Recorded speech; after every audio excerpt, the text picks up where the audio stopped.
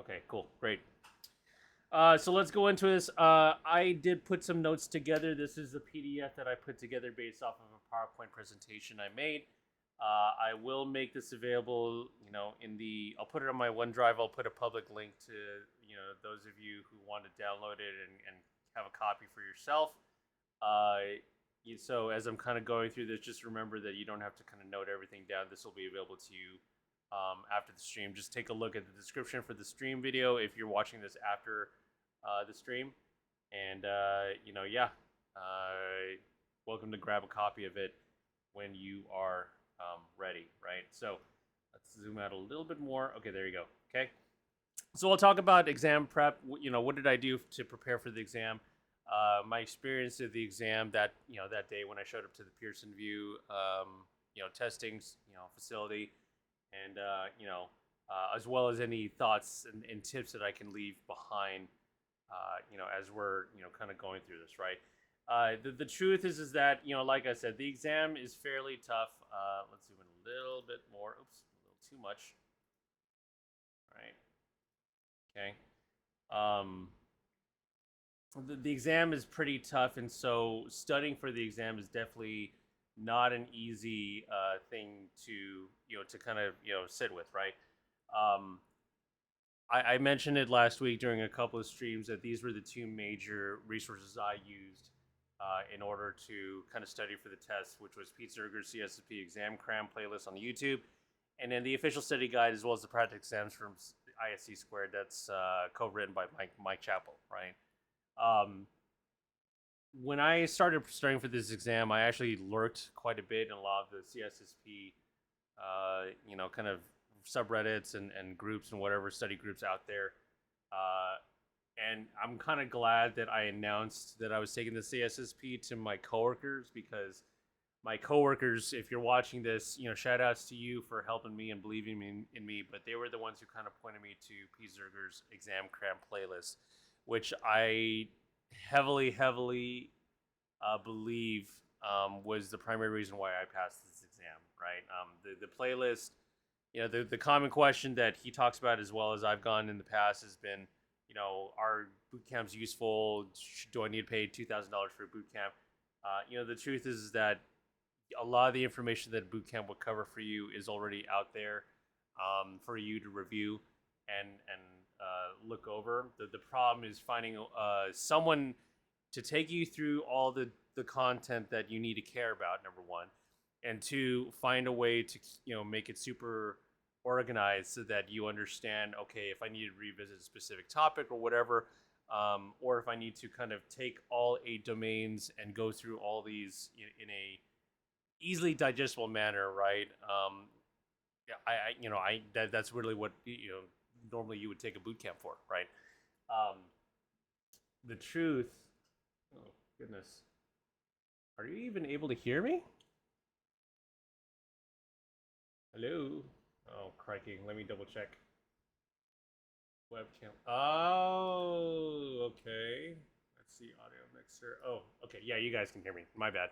Sorry, I got a little distracted by OBS showing me an audio mixer for Logitech, webcam, which obviously I don't use to record my audio.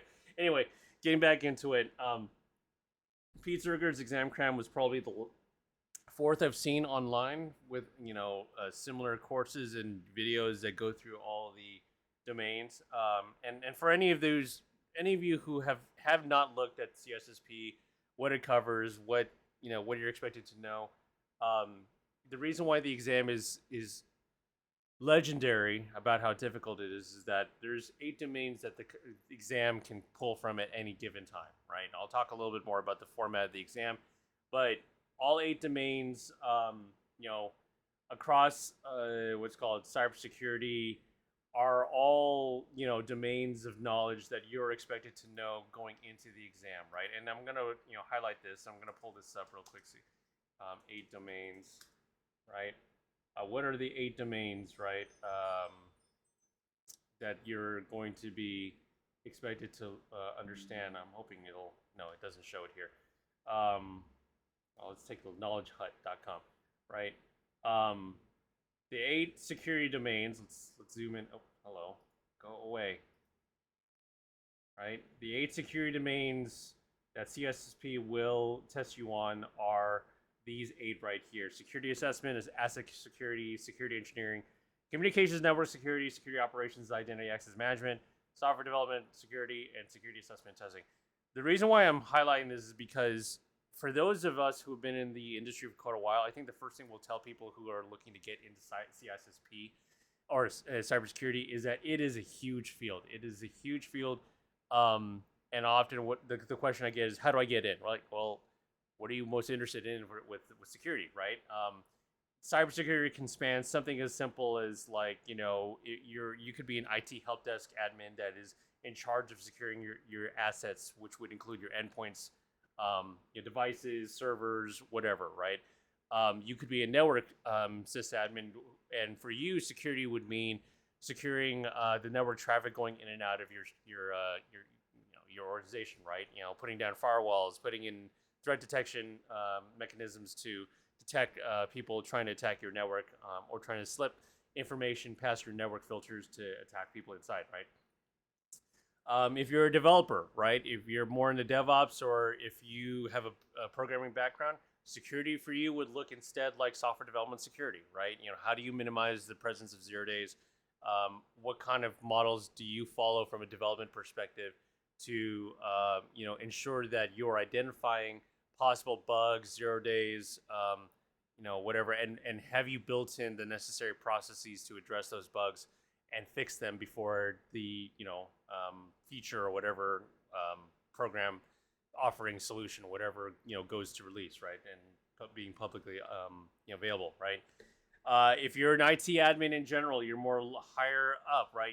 Maybe you're working in security operations, and your whole purpose is just to be a security analyst to look through logs and identify threats, and then your sole purpose is to help your company detect and then react to those threats, right? So you're sitting there with a SIM, you're sitting there with laws up the wazoo, you're dealing in alerts and incidents, and you're building orchestration, or you're creating processes to build in response stuff for your company so that you're minimizing the effect of an attack on your company, right? So there's a lot of different things. Identity access management, if you're an identity person, this is what security would mean to you. The reason why CISSP is such a serious and expensive test, frankly, is that, again, you are going to be expected to answer questions and domain knowledge based off of any one of these domains. And so that's the reason why when you look at a CISSP study book, it's so darn thick, right? Because you could easily, each one of these domains can easily be a single career in cybersecurity, right? And this is only just defensive, right? Like, security assessment and testing, this kind of gets into the red, pen testing, the red teaming portion of it. But for the most part, most of these are blue team, right? You're a defender, you're not really a hacker or an attacker. But you could spend your entire career in a single one of these domains, or even a couple of these domains, and this would essentially fill up your entire career in cybersecurity, right? So walking into the CISSP exam is already a daunting order, because one, you're expected already to have some familiarity, if not pretty good familiarity across the board with all these 8 domains, right? And so the challenge quickly becomes, how do you take all this information and really be able to internalize it, because it's very, very unlikely that you have spent all time in every single one of these domains, even if you're an experienced cybersecurity professional, right? I've been in the industry for almost over 10 years, a decade, and I would probably say that, identity access management, I've got a pretty good background in communications, network security. Security operations was definitely my strong point. Asset security and security assessment and testing were definitely, I just realized they have two different, they call it the same domain twice here, right? So even as a security professional with, over a decade of experience underneath my belt, even I was walking into this exam blind in specific domains, right? So, that's part of the reason why CISSP is such a gold standard. It requires, it's also the reason why you need 5 years of hands-on experience for the full certification. Otherwise, even just passing the test is just simply, you get an associate's, designation, right? And then you need someone else to, vouch for you. But that's the major reason why when you look at a CISSP person, you're looking at someone who has at least a generic and manager's perspective and understanding on all 8 domains, and as well as the experience to back it up. And that's why it's so darn tough. And that's why these boot camps and this video will hopefully provide some value to folks looking to take the exam. Okay. But kind of going back to the exam prep, like I said, the exam cram from Pete Zerger, for me was worked the best, right? And the reason why wasn't really the content that he was going over, even though he's got a very excellent, review video over all 8 domains, right? Obviously a video like that is really long, and it's great for setting a foundation, but it obviously is not going to be the end-all be-all authoritative resource you're going to be using in order to get really knowledgeable across all 8 domains, right? So it is a great starting point, but for me, the most important aspect of the exam cram playlist was primarily around the approaches that he took to studying, as well as the breakout sessions that he's created. He in his playlist, he has like in Microsoft we call it level 300, level 400. The higher level, the more deep dive it is. But level 400, level 500 deep dives into specific topics such as thinking like a manager, risk analysis, cryptography, the models, processes, and frameworks you'll be expected to know across all 8 domains, right? Then there's just a risk assessment model. There's processes you should be following for threat assessment, that kind of stuff. Secure DevSecOps, secure development also has their own models and frameworks that need to understand and know about. What's it called? Incident response is another one that has a ton of models and processes and frameworks involved with it. He's created a video specifically to deep dive into each one of those domains, and then outline the models and processes and frameworks you should know before walking into the exam, right? Same thing with laws and regulations. There's certain laws and regulations, mostly around, what should an organization be doing in terms of incident response, but also what type of laws and regulations do you expect as an organization, as a CISSP / CISO / IT security administrator, director, whatever, should be expected to know walking into the exam, right? GDPR is one of the big ones that was been very, very popular, or top of mind for most folks and organizations and planners throughout the last 3-4 years, ever since it was announced, right? It doesn't cover stuff like California CCPA, the privacy laws there, whatever. But that's just a quick example of hey, this is a management test, which I'll talk a little bit about in terms of the format. That you're expected to know walking into the exam. And unfortunately for a lot of us, especially me, who don't really work with these processes, models, frameworks, laws, and regulations, cryptography, formats, or whatever, we don't have a reason to be working in these a lot of times, right? I've had reasons in the past, right? But it is very rare that me, especially at the architect level where I'm designing these solutions, there's a really rare need for me to go down to this level of details. But you need to know it at least from a high level or generic perspective that you could still readily call upon, either as part of your work as a cybersecurity professional, or more direct to the point. As you're about to take the CISSP exam, you need to be able to understand these pieces of information so that you can call on it if the exam asks you for it. Okay. I'd like to also highlight the Think Like a Manager for a lot of folks, especially technical folks who are used to incident response, being an analyst, being a administrator, an IT administrator. This is probably the biggest shift that I would probably tell people to keep an eye out for, right? Because at the end of the day, and I'll get into this more on the exam tips, but at the end of the day, this exam is definitely a management exam, right? Again, it is a technical exam to the degree that it will pull from any of the 8 domains, right? However, you are, again, as Peter Zerger often talks about in his exam cram and playlist, he's got a separate video specifically for Thinking Like a Manager. But at the end of the day, you are expected to answer these questions from the perspective of a manager, right? As a steward of your organization, right? And so, yes, it will ask you about cryptography, right? But it'll be along the lines of, well, considering asymmetric and symmetric cryptography, what's the best usage of each of the models if you have this specific business use case that you're trying to solve, right? So you need to be able to have one foot in the management hat, and then the other half in the technological knowledge hat as well. Okay, so very important. Can't recommend his exam cram enough. There's a link built into the PDF that you can click. If you're not planning to use the PDF, or if you're planning to just go ahead and study on your own without downloading this, you can also look Pete Zerger's exam cram up in YouTube, and it should be one of the first top hits on that you get back on YouTube. Okay. The other thing I'd probably count out or point out is a little more straightforward is the official study guide and the official practice exams from IC Squared. It is the ones with the CISSP symbol on it, that green symbol on it. But it is Pete Zerger does mention it in the exam cram as part of his study approach. But this is probably the other side of the coin that I would tell people to start looking into, right?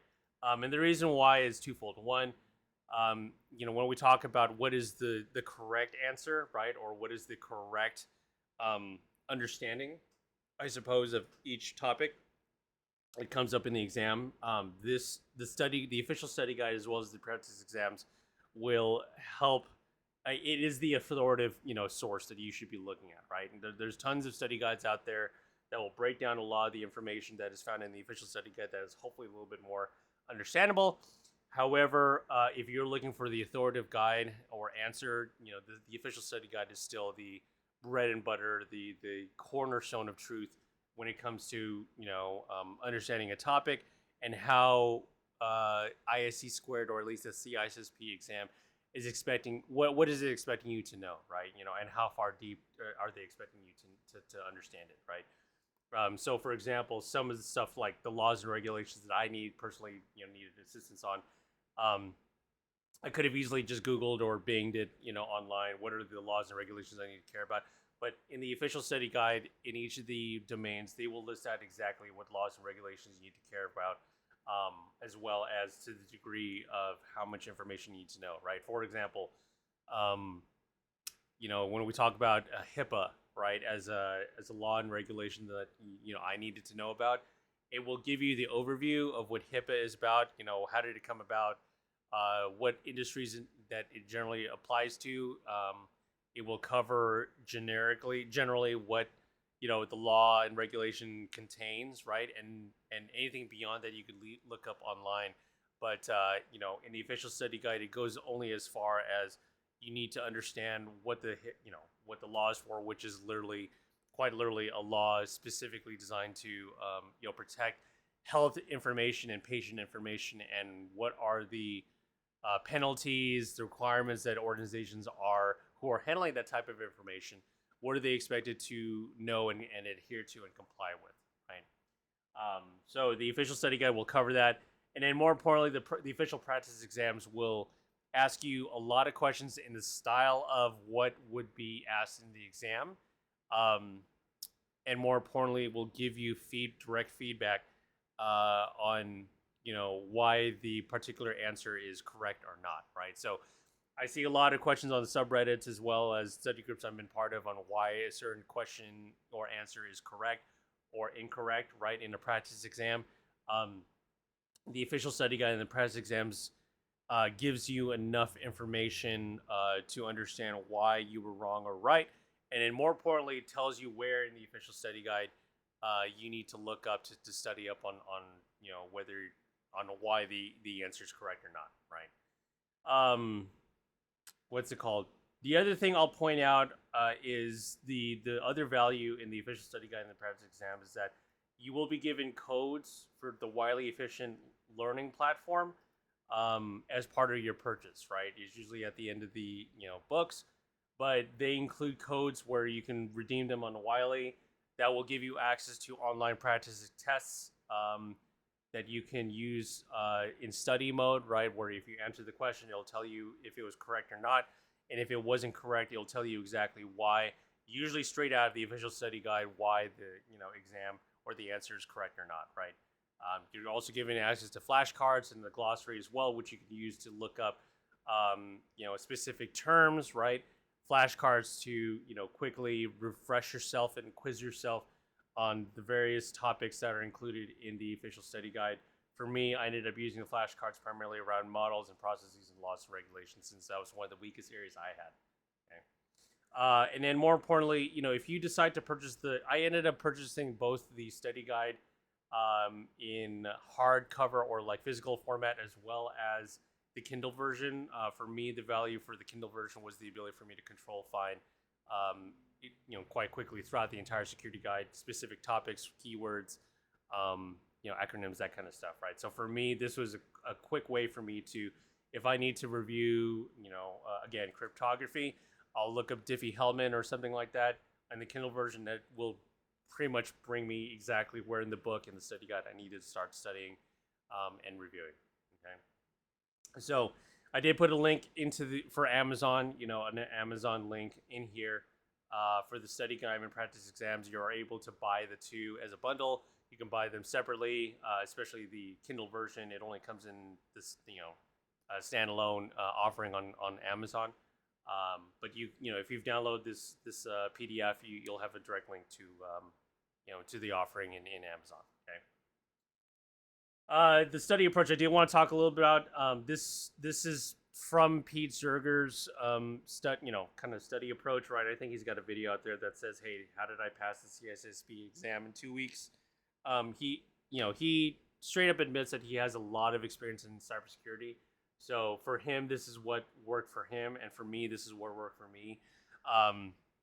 I don't think I have as much experience as Pete Zerger did before he walked into his exam, but you know, at the end of the day, the same study approach worked the same way for me, right? Which was, I spent, I'd say, the first, you know, I started first with domain knowledge, trying to build my domain knowledge, understanding what each domain was, and at least understanding what information was in there. And then I threw myself into practice exams with the official study guide, as well as the practice exams that, you know, I was talking about earlier. And from those exams, that helped me understand what areas I need to study. Where did I struggle with? What do I need more information on? What do I need more understanding and review with? And then from that point on, that just, you know, helped me decide what resources I needed to use to review. That usually ended up becoming the drill down sessions with Pete Zerger. But also some of it did require me to go back into the official study guide and review straight from the book, right? And then I would simply repeat the whole process again, review the same materials. Once I feel ready, I've reviewed it well, take the practice exams again, see how I did, assess, you know, my readiness from there. And then if I'm not ready in certain areas, go ahead and review, you know, figure out what areas you need to study, and then, you know, repeat the whole cycle again, okay?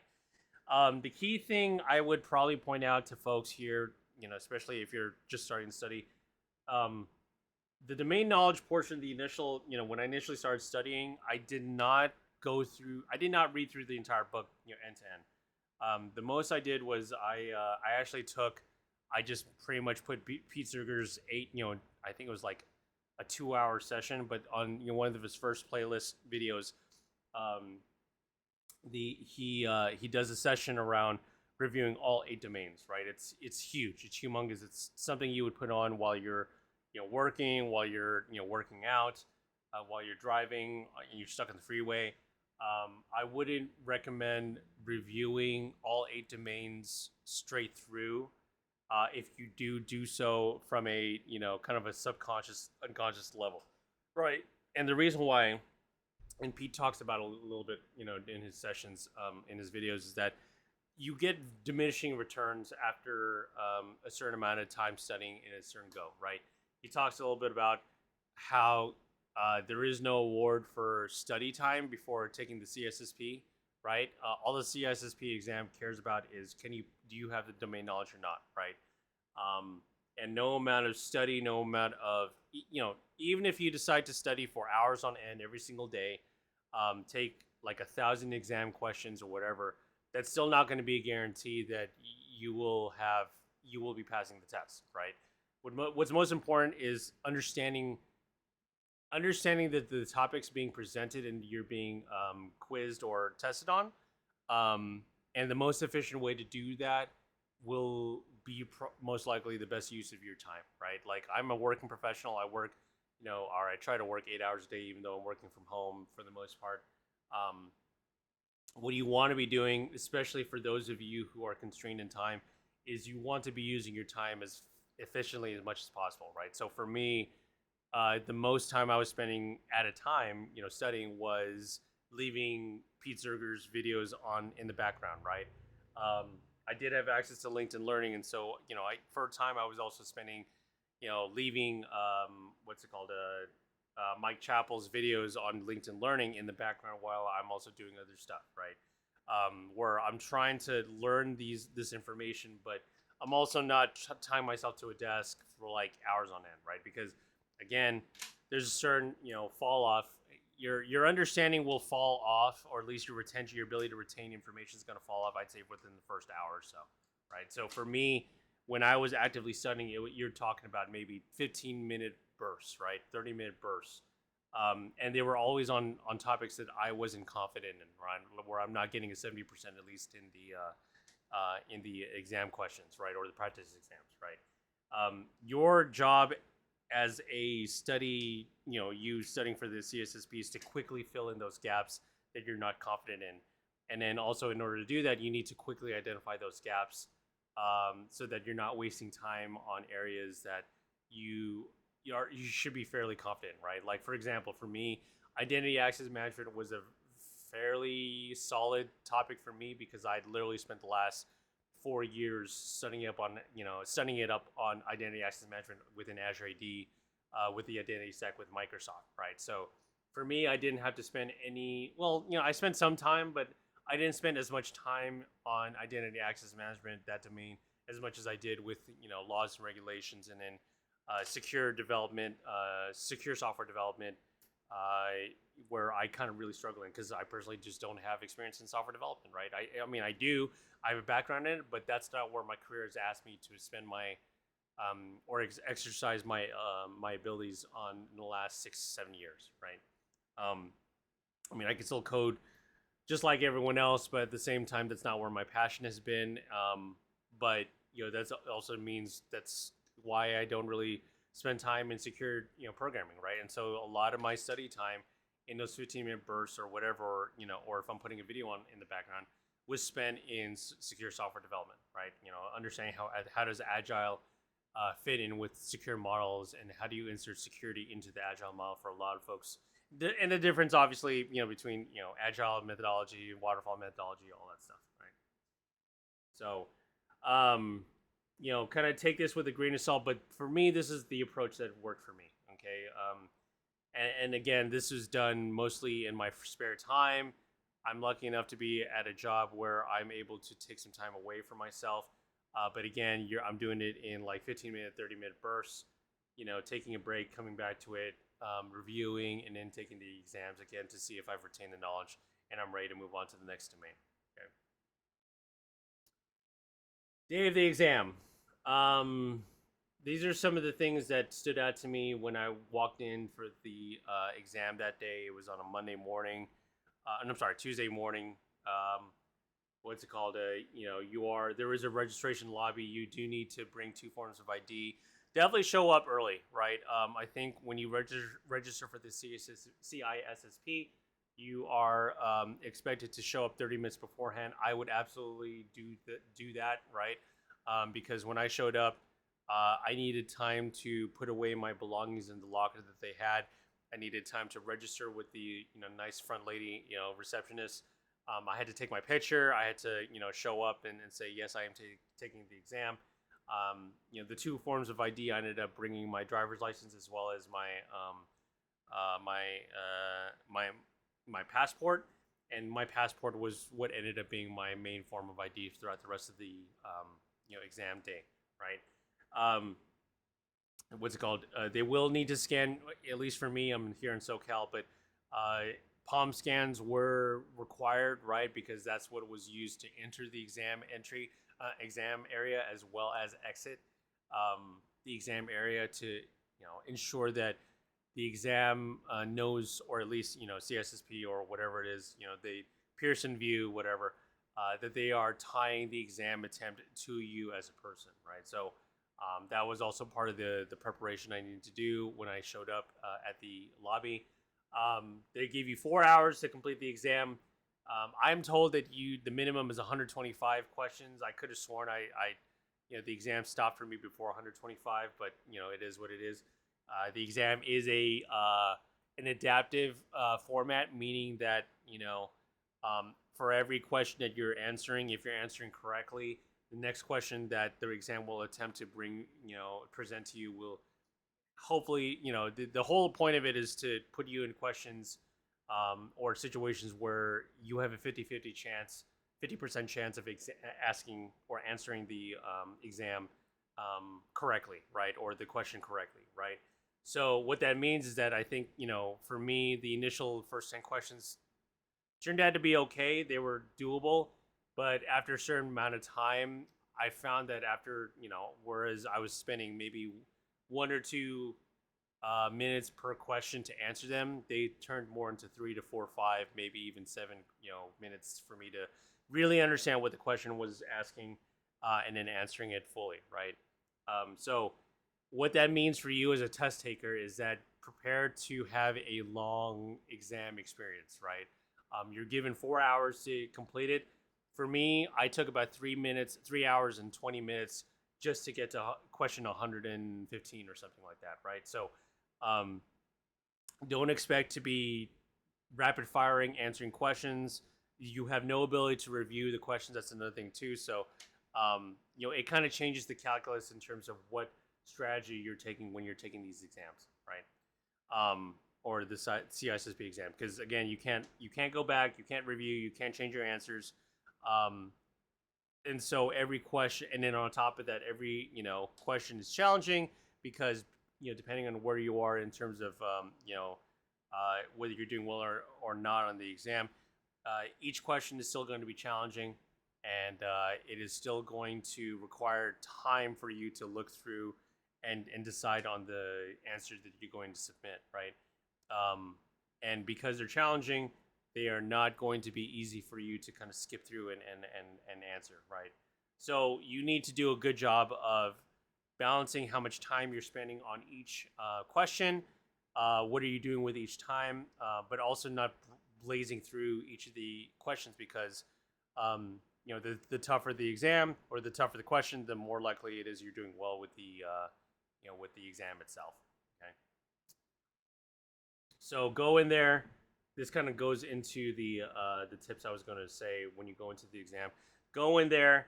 Be sure you're ready, but more importantly, be sure you're ready from a physical, emotional, mental perspective, right? Because the exam is challenging, you need to be at your best, state in order to answer the questions, right? Try not to burn yourself out with any cramming right before the test or right before the night before. Get a good night's sleep. Make sure to eat beforehand. Drink coffee. Whatever it is you need to be in order to be in tip-top shape before you walk into the exam.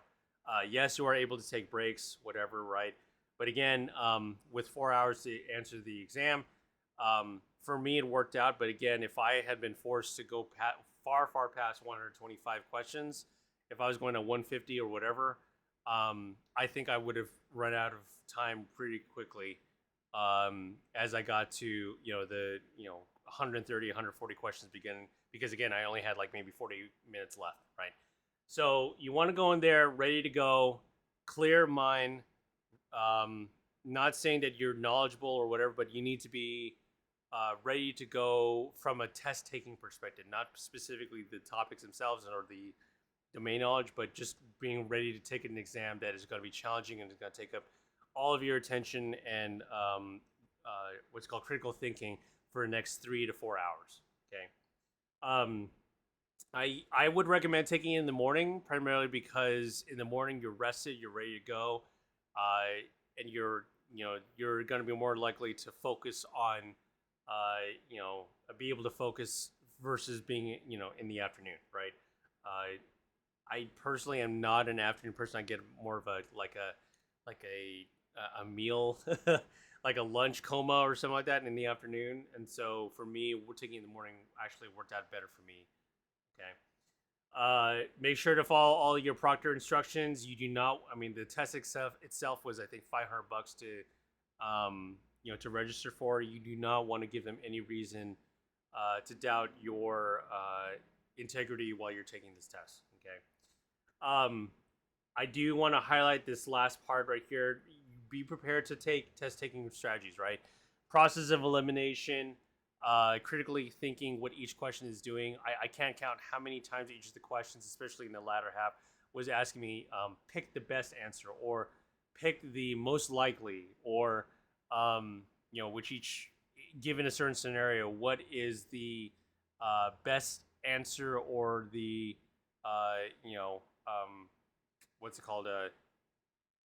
Like the most likely answer to the question that you're being given, right? So, and the reason why I bring that up is that my biggest takeaway from the test was that the format, especially after the first, I say 30 minutes or whatever, quickly became questions around a scenario or you're given information, but there is no clear cut answer that would cause me to say, yep, that's absolutely the answer. There's no other way that all the rest of the answers are, you know, um, you know, good answers for the question, right?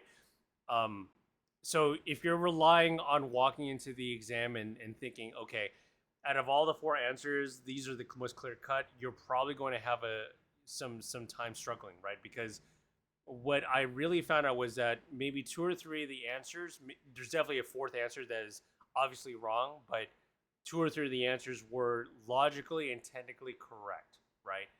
Um, this is where thinking like a manager kind of comes into play because at the end of the day, the exam is going to be asking you to provide the best answer, which will derive from the fact that you're operating in a management role, um, such that even if multiple answers are technically correct, one of them is the best answer from a management policy, um, what's it called, processes perspective, right?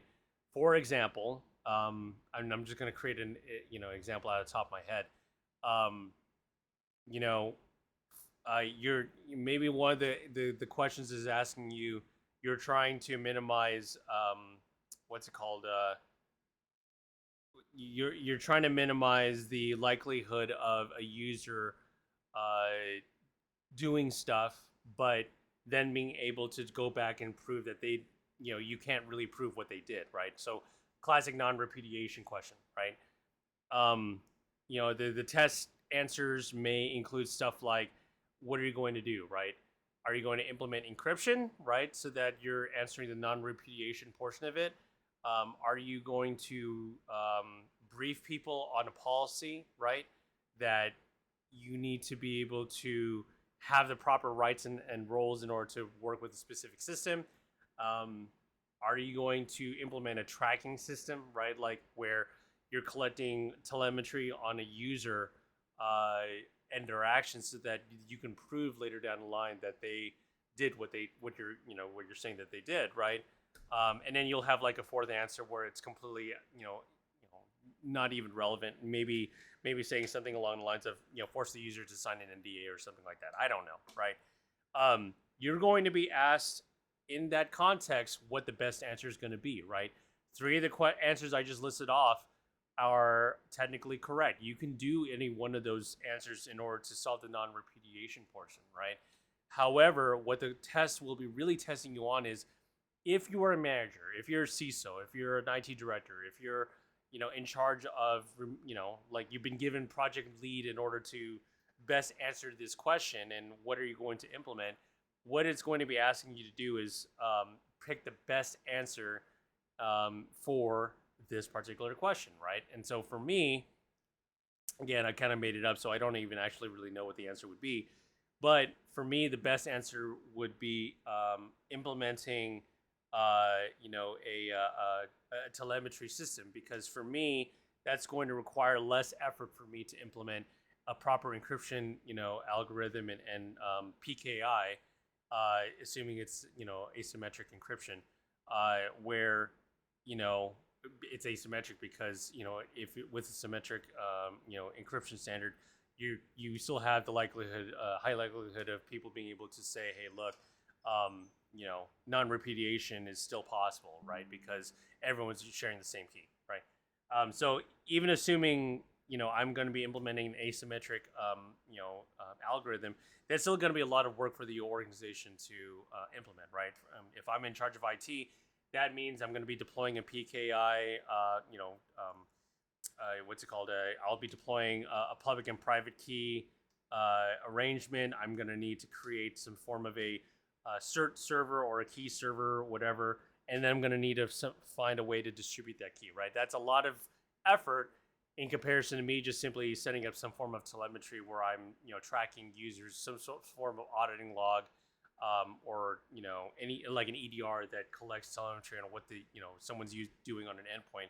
For me, that's an easier solution for me to implement versus a full-on PKI encryption model, right? So that's a great example right there of what you're going to be asked, or what type of mindset you're going to need to have when you go into this exam, right? If you're thinking that you're going to be able to memorize or have be able to pass through the exam using only technical knowledge, that is not the case, because again, this exam is more along the lines of thinking like a manager, right? So hence why I bolded that thing on the last thing, right? You're going to be asked to provide the best answer that makes most sense, not only from a technical perspective, but also from a management, operational, organizational perspective. And that's really where I see a lot of folks struggle at, when they walk into these type of exams. And that's a common point that Pete Zerger brings up in his videos as well. Okay, so if there's one tip that I can leave you with, out of the last 30 minutes, whatever hour or so that I've been streaming, it is there's one thing that you can learn from your exam prep, it is to think like a manager, right? Again, having a strong background in each of the 8 domains is definitely important. But at the end of the day, the whole point of this test is to think like a manager and to be able to make decisions based off of you being a manager with that domain knowledge. Okay. So with that, I do wish you good luck. Those are my tips and tricks and strategy that I use to pass the CISSP exam. Again, I will make this PDF available to you, for you, for folks. As you can tell, I'll make it available to you on the OneDrive for you to download and everything. But again, at the end of the day, for me, it took me about a month and a half to study properly for this exam, right? So be sure to set aside the time, and especially with the approach I was talking about with Pete Zerger's exam prep, that will give you a great example or idea of what you need to focus on. And that should give you a good amount of an idea of how much time you're going to need to prep for the exam. But apart from that, what's it called? I do wish you well for the exam. The exam is not. It is a definitely. It is a big exam, right? So it is not an easy exam, but with the proper preparation, try not to. My biggest thing is try not to waste time on things you don't need to know, right? You thinking like a manager is definitely one of the adjustments you'll need to make. But for a lot of people, especially including myself, who with my experience, you still need to be able to talk fairly competently with each of the 8 domains, right? And so that's where the bulk of your preparation is going to go, right? After that, once you understand how to think like a manager, how you're answering questions, and again, the exam practice, exams and questions will do a great job of helping you understand what that mindset looks like. Once you're getting about 70% across the board with all the different topics, you're generally ready to take the exam, right? But truthfully, when I walked in, I wasn't even really confident in some of the domains, right? I was fully expecting to take the exam again. When the exam cut me off at 123 or 24 questions, I legitimately thought I had failed one of the domains, right? And you need a 70% a passing grade on all the domains based off of what the exam is going to test you, right? So you're not going to be able to walk in there and say, yeah, I'm awesome in like maybe 6 of the domains. There's a good chance that the exam will ask you questions from the other domains, and if the exam quickly detects that you are weak on those exams, on those domains, it will quickly switch up your questions to focus on those domains, and that's where you're going to need to be able to pivot and hopefully utilize some of the test taking strategies I talked about earlier. Okay. Otherwise, feel free to review the stream if you missed something. Again, I will make this handout available to you in the description. Feel free to grab a copy, and as always, send me a chat message, ping me on LinkedIn or any of the social medias that I have linked up on my channel. If you have any questions, feel free to reach out to me, and I'll be more than happy to answer them for you. Hopefully, this was a great help for you, and I will talk to you soon. Hopefully, I can catch you on the next streams. Otherwise, good luck with the CISSP exam, and get to study. Thanks. Talk to you soon.